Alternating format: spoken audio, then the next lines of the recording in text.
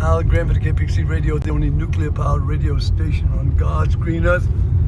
On the way to San Diego for a, what should we say, a rendezvous. But look at God's tapestry this evening. Now, if that ain't some kind of ancient rib cage there on the left, and that's not some kind of massive wolf's face, look at it. It's almost satanic. You see the one in the middle and the one on the right. Look at that. Below there's some, look at this. Will you take a look at what God, look at that. An airline is taking off there from San Diego Airport. Look at the trajectory to get up to 30,000 feet. It takes forever, by the way. They'll level out in a little while, but then they'll slowly rise. But look at the sunset. Look what God does for us. Dear God. Tonight I'm going to do a few shows on my Apple podcast. One was Coronado bike race. Oh my God. You won't believe it. When I came here in 1967, we had a little thing called every Saturday. I think it was every Saturday through the summer. At least I hope it was. Maybe it was just once a year, but it seemed like it wasn't. Everyone who had a bike, and I mean even a beat up piece of crap, as long as it rode, you go down and pick up a $2 token. A group of people would have organized in 20 different spots all over town, a backyard with a keg of ice cold beer. Started out about 11 o'clock in the morning, probably earlier for other people who organized it, and people like Andy Morrison, who would have been doing it from the night before, or the day before, or all day before. Anyway, you took a bike, you took your $2 token, and then you'd ride down the street to a certain location, Earth coordinates, 22 degrees north, minus 6 minutes, 25 degrees south, minus 24 minutes, and you would arrive at a garage or an open backyard. There would be a cold keg there. There would be two people, and you would give in your tag, and they would give you another tag, which gave you not only the address, but another chance for another 2 beers, which is what you did. I think everybody paid about $2. That's all it was back then. Beer was cheap. We had to get an adult to buy the beer for most of the kids. Some of the kids were as young as 12, 13, and 14. Everybody on the bike. It went on all day long. The cops hated it, but had to tolerate it. What are you going to do? Arrest 300 lunatic drunk by 2 p.m.? Then, older people would join in. It wasn't just the kids. Older people would join in. And you'd see, like ex-Navy people riding around on a bike at every kegger.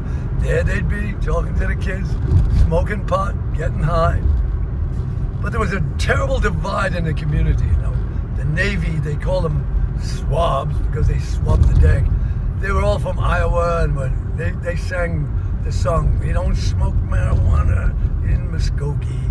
And so there was a shorter versus the longer. The dirty, filthy hippie, like the Coronado kid who spent most of his time surfing in the ocean, and like that little construction crew would, about right in the middle of like 11 a.m. in the middle of the day, they would just drop their tools and grab a surfboard because the surf came up at 11 or 12, whatever it was.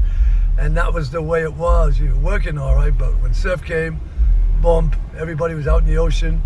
Then you came back and went back to work. But at night, and I mean every night, not just weekends, there was some kind of kegger going on somewhere. So it was totally illegal. The sound is fucked. It's the car next to us. I thought it was our car.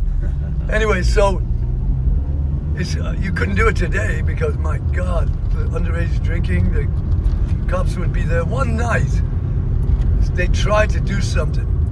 The cops arrested like 30 people, jammed them all in a little tiny jailhouse. And the big, fat, richest guy, his name is Jim Darnell. He was a businessman who owned property and businesses, an old part-time hustler. And he had a couple of sons. And they were in a bike race with us. He walks into the jail, opens a big fat wad, bails his two sons out and leaves everybody else in there. And then the cops finally said, this is fucking embarrassing. They're only drinking, they're in their yard, they're not doing any harm, and we shouldn't arrest them. They dropped the whole thing, and things started to loosen up. However, then came the tough kids in the swim team on Coronado High School. They started swimming in bags of marijuana, sea bags of marijuana, through the Mexican Tijuana estuary, through the sloughs, we called it. And then it was on. Everyone was smoking fucking pot all over town. The cops were going nuts. They were trying to make a bust. The DEA came and it was like, too late. It was out of the box. Everybody went nuts. And that was the end of that. Oh no. It was just the beginning. Because out of that comes the next episode I talked to you about. It's called the Coronado Company. It was a drug cartel led by a school teacher. And I am intimate with the details, which will make for a most interesting podcast on the next edition of Gay Pixie Radio, the only nuclear-powered radio station on God's green earth. We're going to search for a little music while we end our show, or we're not. Anyway, take a look at that. I'm going to unplug. That's God's own campus giving us a lovely Sunday.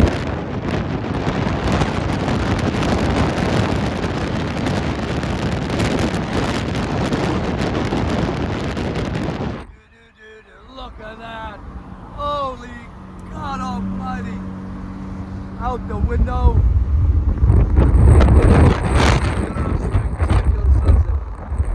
Right there, the airliner that's taken off from San Diego, Lindbergh Field, and he's on his way to either the East Coast or the Midwest Summit. He's going east. Another one, you see the trails of it. That guy took off from the airport, and that could have been him turning around and going east. Otherwise, he would have been going west, which would be to Hawaii. I think that's what happened. That guy took off there to San Diego, Lindbergh Field, did a circle, got up, now he's up like about 30,000 feet, I think, almost. Yeah, no, he's not quite there because he's still in trajectory. But look what...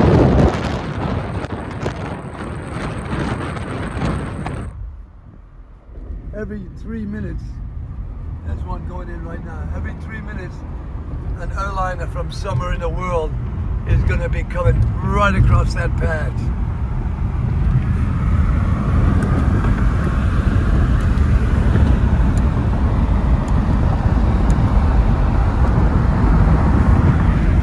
Well, this is downtown San Diego, the last big city before you hit Mexico. Tijuana is a growing city, by the way. In 10 years, Tijuana will rival Los Angeles. And I mean that. People say not so. I guarantee you. Mexico is on the move. I'm telling every young people I know, every young person I know, there's no place left in America for a young person to buy a home. Perhaps there's like, oh yeah, there's one place. It's called Idaho, Moscow, Idaho. I spoke at a university right there, but they have no taxes. And so you can buy a house there for like a fraction of what it costs in California. But it is cold. We're going to Broadway, his house, remember? It's right on Market. Yeah, we're going to go see the Sentinel. He's one of our operatives. And he's got a very interesting story to tell. Tonight, this is a mishmash of a podcast trying to tell you about another story. But today I want to do a bit of a news bulletin. Just found out that an overzealous cop was chasing a high-speed motorcycle, Navy kid more than likely, down the Strand. A vast piece of, oh, it's a serpent. Jim Morrison called it the snake to the lake. There's a winding piece of land that goes along the estuary into Imperial Beach from Coronado. Coronado is not an island, by the way. Anyway, this overzealous cop, we don't know who he is yet. We probably won't put his name up because a tragedy occurred tonight.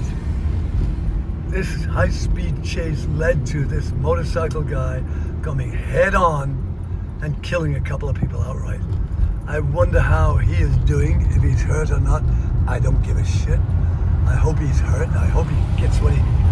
I wonder how, if he didn't die, how he's feeling. I wonder how the cop who chased him, the fucking meathead, and that's my opinion only, there's no need to chase anybody down the Strand. Easy to contact IB Beach, IB Police Department, or whatever, or let him fucking go. Because there's no way you're gonna have an outcome that's any good at a high-speed chase down the Strand. And that's my rant. God bless America. Al Gray for the K-Pixie Radio. Joe won't let me finish my podcast. We're going to his house, man. I've never 22nd 100 of Broadway, wasn't it? Which way is Broadway? That way. Okay. I'm going to finish it tonight because I want to say a prayer for the cop. God, I hope it wasn't Keith James. He's always fucking up. He's the cop that gave the dying man, Sandman, a ticket in his last 2 weeks of his death because he drew a sand sculpture in the middle of the street.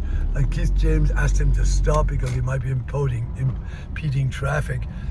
The man was doing a fucking mural in the middle of the street, and when traffic came, he walked to the sidewalk like he did all fucking 20 years in Coronado. He was the famous Coronado Sandman. Keith James wrote him a fucking ticket. The Sandman hung it on the first sagebrush into fucking Texas, so it didn't mean nothing to him. But did he have to really write? Knowing, by the way, the Sandman was on his last 2 weeks. We brought him in from Texas where he was living. We found he had cancer. And he said to me, "Hey, Alan, I told the angel, you take care of the 70%, I take care of the rest." That's the way he told him. That's the way he was. He had visions. In his head, he could draw the most beautiful murals. We did a long-running story on the Coronado Clarion. He was beloved, but this fucking meathead cop, he's always been a meathead, by the way.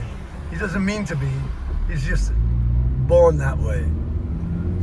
And so if it's him, I hope he's feeling, I don't know how he feels. Some of these people can fucking compartmentalize it. They kill you and they just go, well, there you are. That is your fault, right? I got to get off this rant because I want to individualize the stories. And I got many to tell tonight. We're going right, Beav, 22nd. We're on 25th. I knew that. I'm always getting it wrong. That was a long one, Joe. Hey, Joe. Yeah. We're on an adventure, right? Yes, on 25th. Tell us about it. We're heading toward, oh, look at that. Oh, yeah. So tell us about the adventure we're on, Joe. We are to go see the Mad Hatter. Yeah, that's his name. The Mad Hatter. Will you see him? In fact, I'm going to call ahead and make sure he's ready.